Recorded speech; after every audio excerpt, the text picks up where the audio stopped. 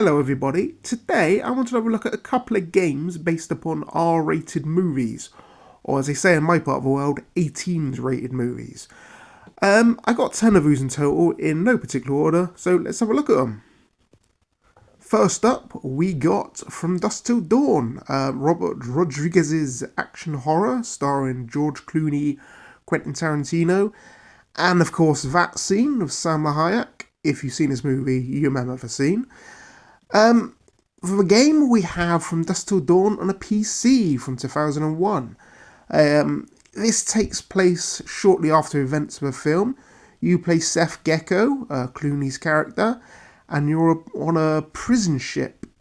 Basically, you've got to try and escape and get back to the mainland, but unfortunately the vampires have managed to infiltrate the prison and they're after revenge. Gameplay wise, it's a third person shooter with a bit of melee in there. Similar to something like Max Payne, I'd say, have you ever played that? Yeah, it's alright, typical sort of early 2000s PC game, but yeah, it's fine. Apparently as well, this was meant to receive a PlayStation 2 port at some point, but that never happened. Then we have David Fincher's Fight Club from 1999, starring Edward Norton and Brad Pitt. For the game, we have Fight Club on the Xbox and the PS2 from 2004. It's a 3D fighting game, similar to something like Tekken, only, well, not as good. You have your choice of characters from a film, including, of course, Bob, played by Meatloaf. You also have a couple of unlockable characters, including, oddly enough, former US President Abraham Lincoln. Now, this does make a little bit of sense because there's a throwaway line in the film where Tyler mentions he'd like to fight Lincoln. What makes slightly less sense, however, is the appearance of Limp Bizkit frontman Fred Durst, who does appear in this game. I generally have no idea why, because he wasn't in the film or anything, but I don't know, maybe he was just a massive Fight Club fan or something. Next up, The Running Man. This 1987 sci-fi action movie starring Arnold Schwarzenegger on a dystopian game show in the future, loosely based upon the Stephen King novel of the same name. So, as for the game, this arrived in 1989 on 8-bit and 16-bit home computers. However, I'm going to be looking at the Amiga version here. You play Ben Richards, Arnie's character. You're on a game show. You walk to the right and punch and kick enemies, including bizarrely dogs, which I don't remember Arnie kicking any dogs in a movie, but, you know, never mind. Yeah, this isn't very good, to be honest. The major problem with this, it's just very, very slow. I think they really should have called it the Slowly Walking Man instead of, you know, the Running Man. Then we have Underworld from 2003. This action horror about an underground war between vampires and werewolves, starring, of course, the lovely Kate Beckinsale. As for the game, well, we have Underworld, The Eternal War on the PlayStation 2.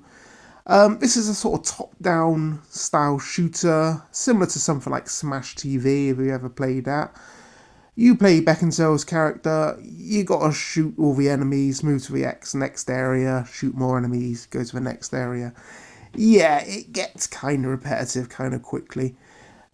From the looks of this looks open world, however, it's not. You're actually in fairly restricted areas as well, unfortunately.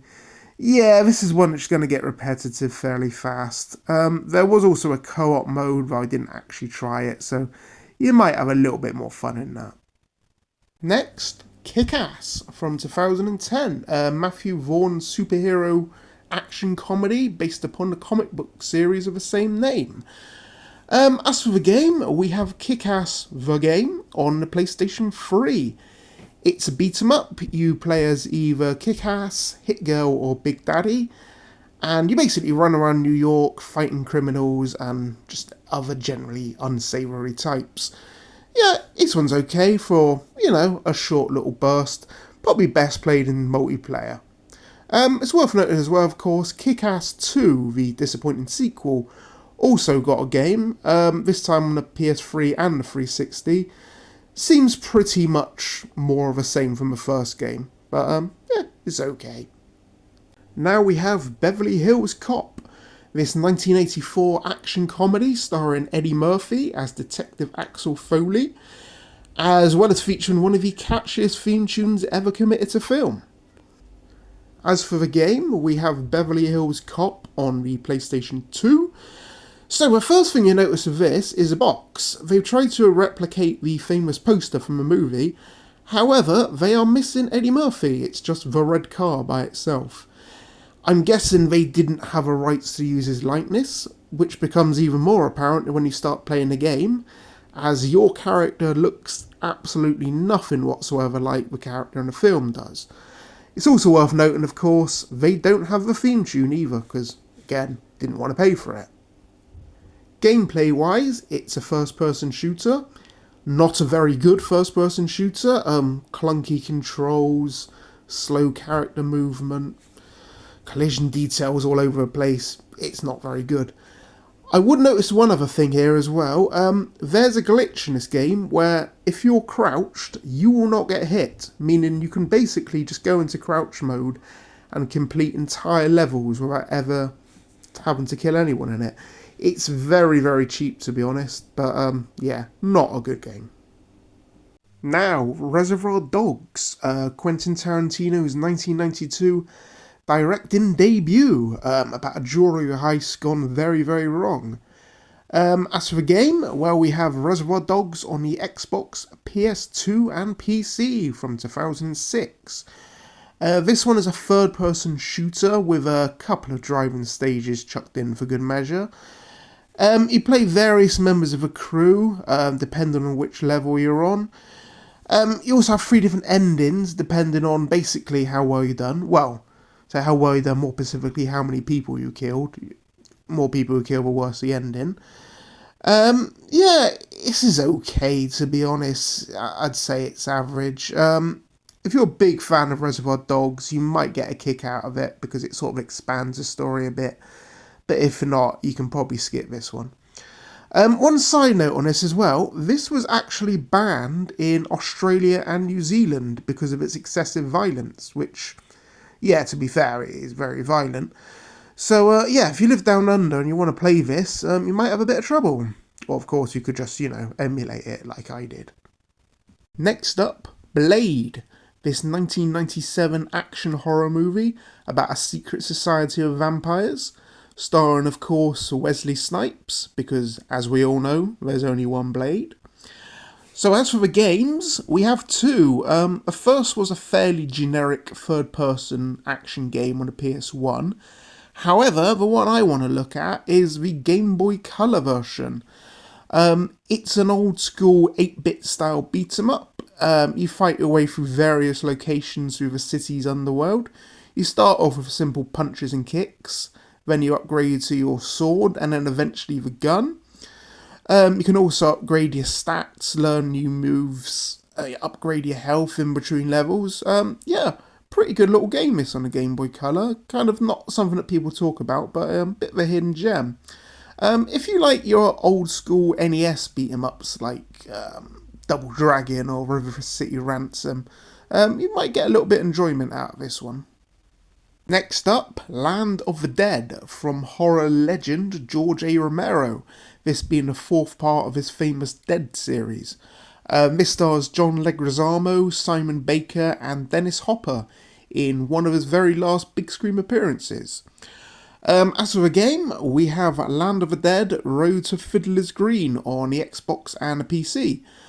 You play a farmer named John in the Pennsylvanian countryside who finds his home overrun by zombies.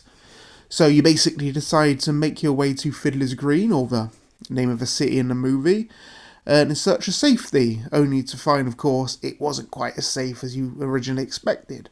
Yeah, this is basically sort of a prequel to a film, as it takes place just before the events of it. Gameplay-wise, yeah, it's a very generic first-person shooter. Nothing particularly great. I like the story, however. I thought was probably the only saving grace to this one. Next up, Scarface, Brian De Palma's 1983 gangster classic, starring Al Pacino as Tony Montana, as well as an appearance from a young Michelle Pfeiffer. As for the game, we have Scarface, The World Is Yours on the Wii, the PS2, the Xbox and the PC. So this takes place shortly after the events of the film. If you remember in a movie where Tony gets shot at the end, he falls off a balcony and he lands in the fountain. In this game, it basically turns out that he didn't actually die, however, he lost his money and his fame and his fortune, and it's your job as a player to rebuild his empire again from scratch. Gameplay wise, well, it's sort of open world or a sandbox game, as it were, set in the Miami during the 1980s. Yeah, I really, really like this game, to be honest. I remember playing this back in the day on the PS2, and yeah, I thought it was really, really good. Captures a vibe of the film really well as well. I would say, of course, it does borrow a little bit from Grand Theft Auto, particularly Vice City, because it's got that sort of mid-80s Miami setting. However, I would say, of course, the game Vice City borrowed from a movie Scarface, so it's sort of come full circle, I guess. Yeah, really, really good game, this. Hopefully, at some point, this might get a sort of HD remaster or something like that, because it's sort of stuck on old systems. But yeah, this is definitely worth a look, particularly if you like the film. So, there you go. 10 games based upon 10 R-rated movies. Let me know if you played any of those. I'd be quite interested to see what you thought of them. I might do a part 2 of this because there's still quite a few films I haven't covered, so if there's any you want me to have a look at, just let me know in the comments. Anyways, I will say goodbye now, so thank you very much for watching, and hopefully I shall see you soon.